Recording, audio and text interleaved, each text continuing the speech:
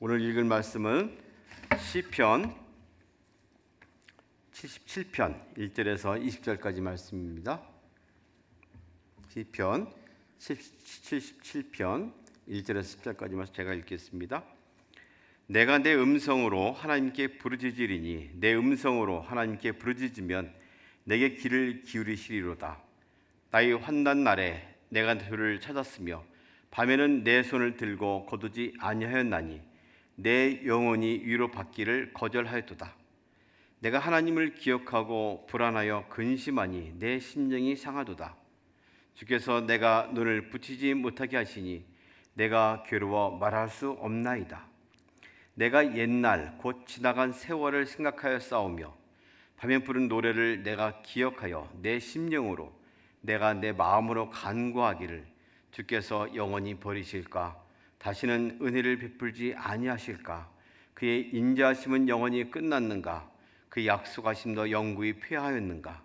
하나님이 그가 베푸실 은혜를 잊으셨는가? 노하심으로 그가 베푸실 긍휼을 그치셨는가 하였나이다. 또 내가 말하기를 이는 나의 잘못이라. 지존자의 오른손의 해 곧 여호와의 일들을 기억하며 주께서 옛적에 행하신 기이한 일을 기억하리이다. 또 주의 모든 일을 작은 소리로 읊조리며 주의 행세를 낮은 소리로 되뇌이리이다. 하나님이여, 주의 도는 극히 거룩하시오니 하나님과 같이 위대하신 신이 누구오니까? 주는 기이한 일을 행하신 하나님이시라. 민족들 중에 주의 능력을 알리시고 주의 팔로 주의 백성 곧 야곱과 요셉의 자손을 속량하셨나이다. 하나님이여, 물들이 주를 보았나이다. 물들이 주를 보고 두려워하며 깊음도 진동하였고 구름이 물을 쏟고 궁창이 소리를 내며 주의 화살도 날아갔나이다. 휘오리 바람 중에 주의 우레소리가 있으며 번개가 세계를 비추며 땅이 흔들리고 움직였나이다.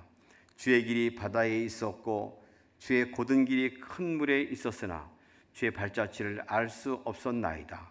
주의 백성을 양떼같이 모세와 아론의 손으로 인도하셨나이다. 아멘.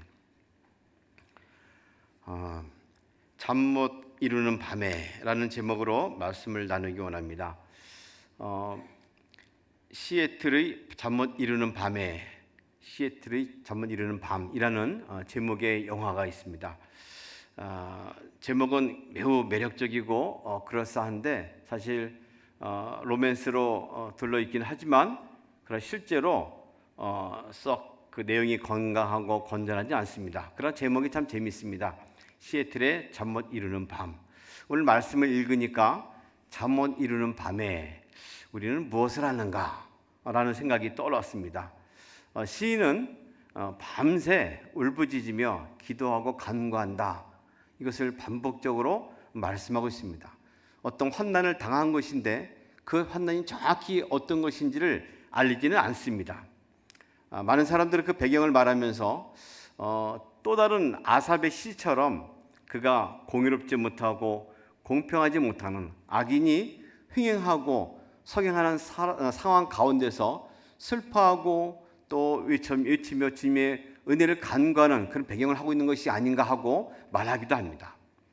또 어떤 사람들은 아마 이 배경은 장차 다가올 자기 동족 북이스라엘 민족이 그 아수르에 의해서 망가질 그날을 바라보면서 슬퍼하면서 밤새 울부짖는 것이 아닌가, 혹은 더 먼 미래에 자기 민족이 바벨론의 포로로 잡혀갈 것을 두려워하고 근심하고 떨면서 걱정하며 쓴 시가 아닌가 하고 말하기도 합니다. 어떤 환난인지 정확히 알 수는 없지만 시인은 그날들을 바라보며 본인이 당한 환난이든지 혹은 앞으로 다가올 날들이든지 간에 끊임없이 하나님께 울부짖고 부르짖고 찾고 주를 향하여 손을 든다고 말하고 있습니다. 밤에 잠을 자지 못하고 괴로워서 계속하여 기도하고 있다고 말하고 있습니다. 이런 잠 못 이루는 고난의 밤에 할 수 있는 일이 있다면 그것은 무엇일까요? 실로 시인처럼 할 수 있는 것은 기도하고 간구하는 일밖에 없을 것입니다. 그 사람이 잠을 못 자고 밤새 뒤척이다 보면 생각이 들기도 합니다. 혹은 여러 가지 생각이 또 개념이 또 망상이 떠오르기도 할 텐데 시인도 비슷한 경험을 한 것 같습니다. 5절 말씀 보니까 내가 옛날 곧 지나간 세월을 생각하여 싸우며 밤에 부른 노래를 내가 기억하며 곰곰이 생각할 때 옛일이 떠오른 것이죠. 추억이 떠오른 것입니다. 우리는 종종 힘들고 어려울 때 흘러간 옛일을 떠올리며 자기 위로를 받곤 합니다. 그때가 좋았지, 그땐 이랬는데 하고 생각하기도 합니다. 혹은 그날들이 안 좋으면 자기 연민에 빠지기도 합니다. 이때는 좀 더 이랬으면 좋았을 뻔했는데 만일 내가 그때 이런 선택을 하였으면 어땠을까 하고 고민하기도 하죠. 이 시인은 이런 고난을 당하면서 그런 고민을 한 겁니다. 그러나 좀 더 나가서 신앙적인 영적인 고민을 합니다. 그러면서 내 심령으로 내 마음에 간구하기를 주께서 영원히 버리실까? 다시는 은혜를 베풀지 아니하실까? 혹은 그의 인자하심 영원히 끝났는가? 약속하신 거 피했는가? 하나님이 혹시 은혜를 잊으셨는가? 노하심으로 베푸실 긍휼을 그치셨는가 하면서 말하는 것이죠. 우리 인생의 진짜 위기가 무엇입니까? 고난을 당해서 어려움에 처했을 때 이거를 극복하는 것이 위기입니다. 그러나 더 큰 위기인 것은 그 고난의 시기에 하나님이 함께하지 않는다는 사실입니다.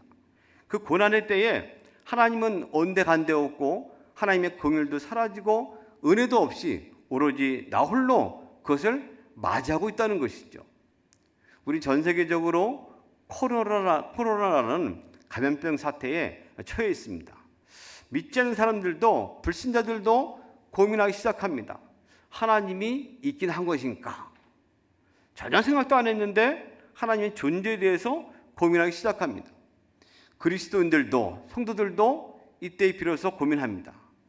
하나님을 가까이 하는 것이 무엇인가? 어떻게 하면 이런 시대에 하나님께 나갈 수 있을 것인가?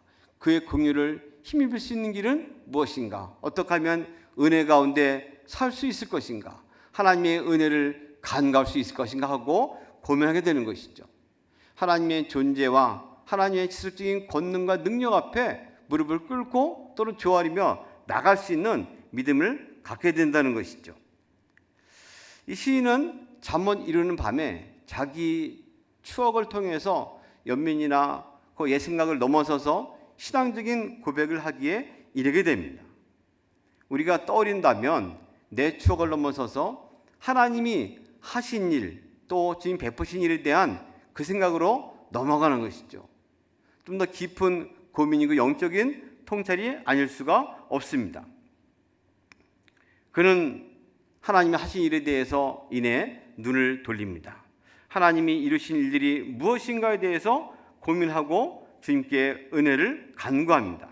14절, 15절 보면 이런 말씀을 합니다. 주는 기이한 일을 행하신 하나님이시라. 민족들 중에 주의 능력을 알리시고 주의 팔로 주의 백성 곧 야곱과 요셉의 자손을 속량하셨나이다. 야곱과 요셉의 자손, 그들이 애굽에 들어갈 때부터 행했던 일들을 떠올리고 있습니다. 그리고 홍해로부터 민족을 구원하신 하나님의 역사를 다시금 떠올립니다. 20절 말씀 보면 주의 백성을 양떼같이 모세와 아론의 손으로 인도하셨나이다. 야곱과 요셉, 모세와 아론, 그는 역사를 떠올립니다. 우리는 역사라 하면 이 한자가 같은 역사지만 지내온 날들, 그것을 바라보는 역사, 히스토리, 기록들을 보곤, 또 한 가지는 진짜 하신 큰 업적을 역사라 말하기도 합니다. 그는 하나님이 어떻게 세상을 이루셨는가에 대한 그 역사를 떠올립니다. 야곱의 또 요셉의 자손들을 그가 하나님께서 애굽으로 들이셨고 또 그 가운데 크게 번성케 하셨고 이내 그들을 이끌어서 광야길을 통해서 모세와 아론의 손을 통하여 약속의 땅 가나안으로 인도하셨던 그 일을 떠올립니다.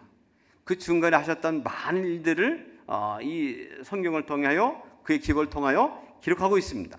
그것이 무엇입니까? 하나님이 홍해에 길을 내셨고 그 바닷속에 길을 내셨다는 사실을 말하는 것이죠.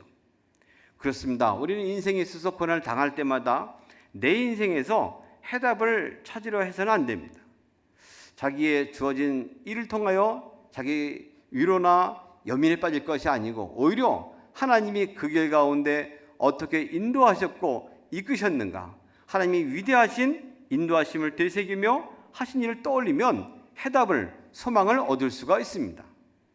우리는 더 큰 일을 통해서 더 작게 행하신 주님을 발견할 수 있습니다. 시인이 밤새 잠 못 이루며 확인한 것은 위대한 역사의 하나님이 큰 일을 하실 것이라는 소망입니다. 이것을 확인한 신약의 사람이 있습니다. 여리고성에 들어갔을 때 주님께 크게 외쳐서 간구했던 사람입니다. 다윗의 자손 예수여, 나를 불쌍히 여기소서 부르짖습니다. 그러나 주님은 아무 응답도 하지 않았고 오히려 함께하는 제자들이 꾸짖으며 잠잠하라고 말합니다. 하지만 소경은 실망하지 않고 포기하지 않고 더 크게 외쳤습니다. 다윗의 자손 예수여, 나를 불쌍히 여기소서. 그때 비로소 주님은 걸음을 멈추시고 거지 또 소경을 불러서 소원을 부르십니다. 그의 눈을 고쳐주십니다. 내 믿음이 너를 구원하였다.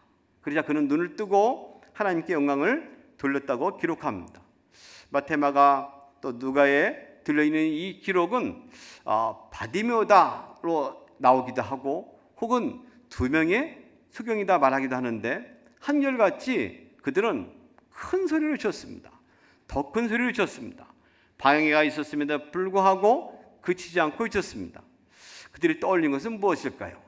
여리고성은 조용히 있다가 여섯째 날까지는 조용히 하루 한 바퀴 돌다가 일곱째 날 일곱 바퀴를 돈 다음에는 우리와 같이 큰 소리로 목소리를 함께 내어서 구원을 외친 것 아니겠습니까?